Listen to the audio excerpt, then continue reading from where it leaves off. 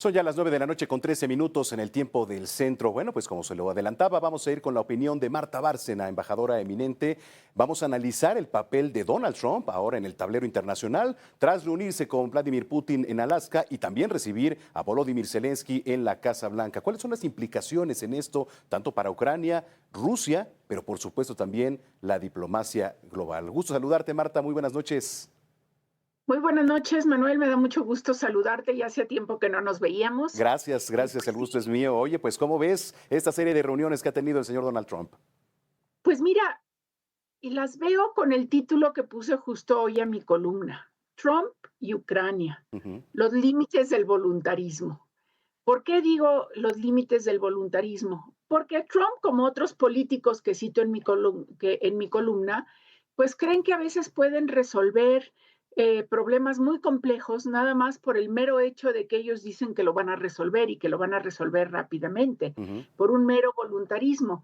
Recordemos que Fox dijo que iba a resolver el alzamiento de los zapatistas en Chiapas en 15 minutos, que el presidente López Obrador dijo que iba a acabar con la corrupción en cualquier momento, y Trump que iba a lograr un cese al fuego en Ucrania y también en Gaza.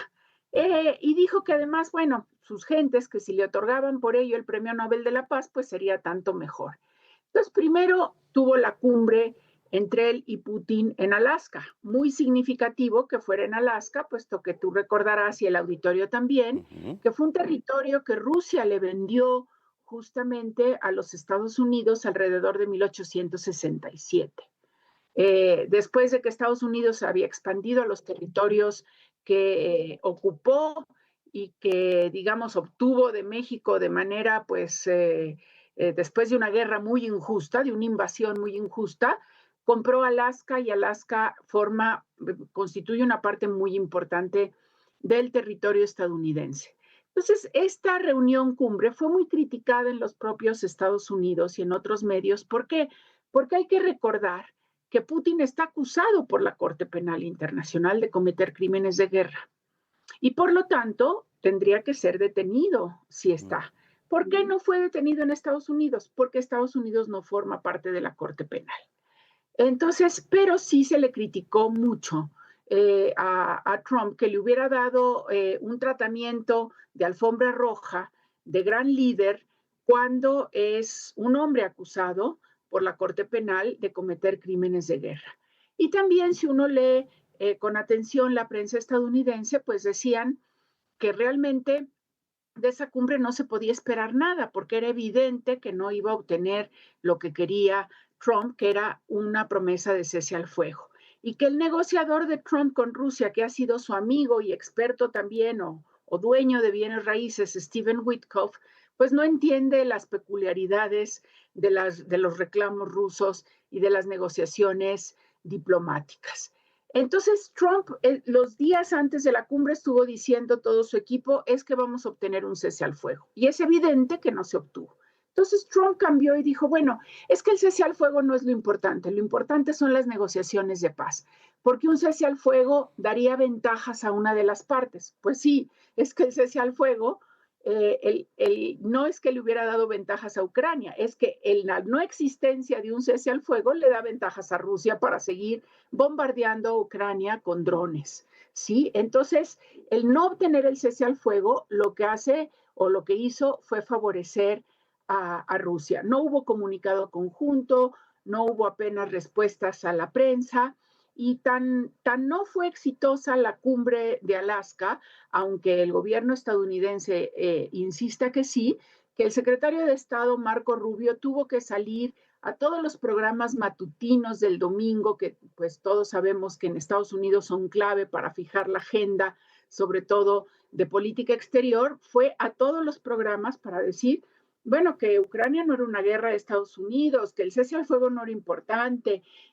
Pero ¿qué es lo importante de esto, Manuel? Ujú. Y para nosotros, que Rubio se ha convertido en el articulador de la narrativa del gobierno de Trump. Como Sí. Trump cambia tanto de opinión, sin Rubio estarían hundidos. Entonces Rubio es fundamental para el control de daños, para la narrativa, y es invaluable para el gobierno de Trump, secretario de Estado y consejero de Seguridad Nacional al mismo tiempo, y eso no se nos debe de olvidar en México. Entonces, Trump dijo, bueno, ahora me voy a reunir con el presidente de Ucrania para que haya una cumbre Ucrania-Rusia. ¿Qué pasó ahí? Que fueron a arropar al presidente de Ucrania para que no hubiera una repetición de ese espectáculo lamentable que vimos en febrero de este año, pues los principales líderes europeos, la presidenta de la Comisión Europea, Ursula von der Leyen, el primer ministro alemán, Friedrich Merz, el presidente de Francia, Emmanuel Macron, la primera ministra de Italia, Giorgia Meloni, el primer ministro del Reino Unido, Keir Starmer, el secretario general de la OTAN y una figura bien interesante, Alexander Stubb, presidente de Finlandia, Manuel. ¿Por qué? Porque como él dijo, mucha gente se pregunta qué hacemos aquí, pues simplemente es que Finlandia tiene la frontera más grande con Rusia, 800 kilómetros.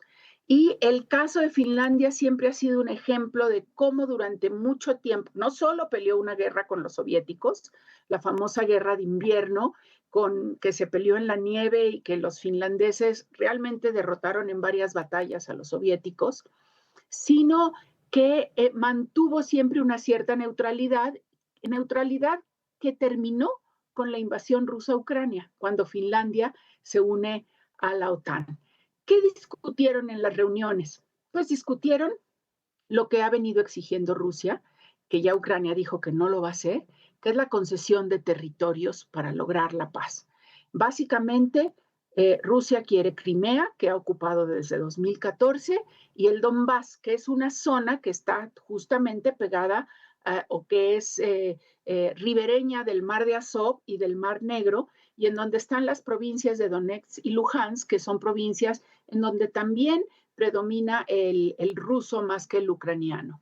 Y Ucrania ha dicho, no vamos a conceder territorio, y ese es un punto central de las negociaciones. Después, las famosas garantías de seguridad que dijo la primera ministra italiana que Italia había propuesto. ¿En qué consisten estas garantías? Bueno, Manuel, el Tratado del Atlántico Norte o de Washington, que creó la OTAN, tiene un artículo que es el artículo 5, que dice que cuando uno de los países es atacado, todos los demás van a ir a su defensa. Eso es lo que se conoce en términos diplomáticos como garantías de seguridad.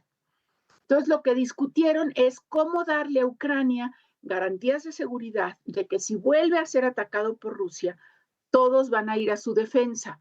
Y eso implica eventualmente el despliegue de tropas europeas y estadounidenses en Ucrania. Y ahí es donde no está claro cuáles son los alcances de esas garantías de seguridad y si se desplegarían tropas de los Estados Unidos en Ucrania eventualmente. Después, el tercer punto que se discutió es que Putin ha estado insistiendo que el ejército ucraniano debe ser disminuido a su mínima expresión y que debe de pararse toda la ayuda militar de Europa y de Estados Unidos a Ucrania. Bueno, esto obviamente Ucrania no lo acepta, Europa tampoco lo acepta. Anunciaron, como ya es costumbre, cada negociación que es con Trump, se anuncian compras masivas de armamento de los Estados Unidos, en este caso compras por parte de Ucrania de 100,000 millones de dólares de armamento americano que estarían financiadas por los europeos. Y 4, se discutió la posible cumbre Putin-Zelensky y una posible cumbre trilateral Estados Unidos, Rusia, Ucrania, con la que tampoco está muy de acuerdo Europa. Dice, nosotros también tenemos que estar sentados a la mesa. Entonces, bueno, parece que hay una coordinación mayor entre Estados Unidos y sus aliados europeos de la OTAN, pero no hubo realmente, y así es también normal en negociaciones diplomáticas, pues muy difíciles como es esta, no hubo básicamente avances. Francia y Alemania dijeron no puede haber negociaciones de paz si no hay un cese al fuego. Trump insistió que el cese al fuego no era necesario y entonces pues no parece que vayamos a tener este fin de la guerra tan rápido como Trump en su voluntarismo quería. Y él mismo lo dijo, bueno, pensé que iba a ser fácil, no lo es. Los límites del voluntarismo. El voluntarismo político tiene los límites de la realidad, Manuel. Oye, Marta, teniendo en cuenta el papel histórico, por supuesto, de Estados Unidos en temas de mediación, actualmente la figura de Donald Trump, ¿qué tanto podría ser tan influyente en juntar, por supuesto, a Vladimir Putin, a Volodymyr Zelensky, en crear este cese al fuego, en garantizar unas medidas de seguridad para la Unión Europea? Porque pues para eso también obedece esta reunión que tuvieron, como bien lo apuntas, en garantizar medidas de seguridad para estos líderes y para los países. ¿Qué tanto pudiera hacerse realidad Claro. y en qué tanto tiempo, por supuesto, también? Mira, por supuesto, no podemos minimizar de ninguna manera la gran importancia de los Estados Unidos. Ujú. Es el eje de los acuerdos transatlánticos de seguridad de la OTAN, es el eje de cualquier relación con Rusia también. Entonces, sin duda alguna, el gobierno de los Estados Unidos, encabezado por quien fuera, es fundamental. Ujú. Ahora, en este caso, encabezado por un Donald Trump que sí quiere avanzar, porque eso es, sin duda alguna es que sí quiere avanzar en el logro no de un solo cese al fuego, sino del fin de la guerra de Ucrania, eso no se pone en tela de juicio.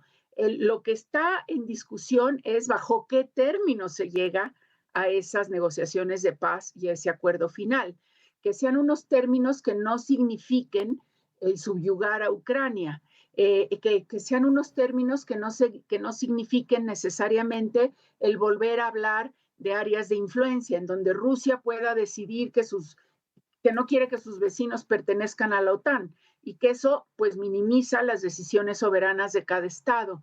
Entonces, lo que no se discute el deseo de todos y del propio Trump y la intención de Trump de dar por terminada esta guerra.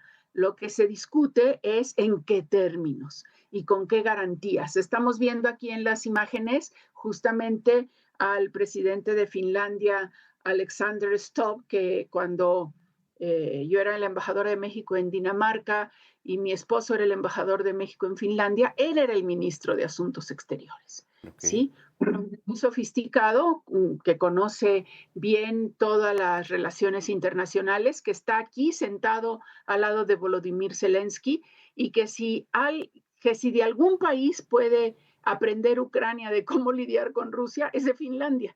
Entonces, eso también lo hizo esta reunión muy interesante. Creo que fue una reunión importante, creo que de alguna manera fueron pasos adelante, pero falta mucho por lograr y evidentemente esa paz en Ucrania no se iba a alcanzar en los tiempos tan cortos que Trump esperaba, como tampoco hemos visto los avances significativos en Gaza.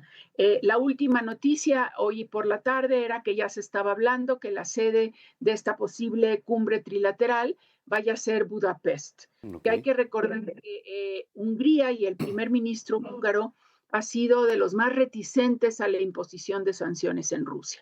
Entonces vamos avanzando, pero digamos mucho más lentamente de lo que Trump hubiera querido y que su voluntad política hubiera deseado. Pero en cada una de estas negociaciones creo que hay que seguirlas con mucha atención y porque México tiene mucho que aprender en todo. Sabemos, como pocos países sabemos negociar con Estados Unidos, pero también esta nueva administración Trump tiene sus bemoles, tiene sus aristas diferentes y hay que ver cómo se va avanzando con ella para también poner en práctica estrategias nosotros cuando llegue la revisión, renegociación del TEMEC, Manuel. Pues sí, vamos a ver qué tanto eco tiene, por supuesto, esta reunión y le vamos a dar seguimiento. Marta, me dio muchísimo gusto saludarte y estamos en comunicación. Igualmente, Gracias. igualmente, un saludo a todo el auditorio de Referente y del Heraldo Televisión.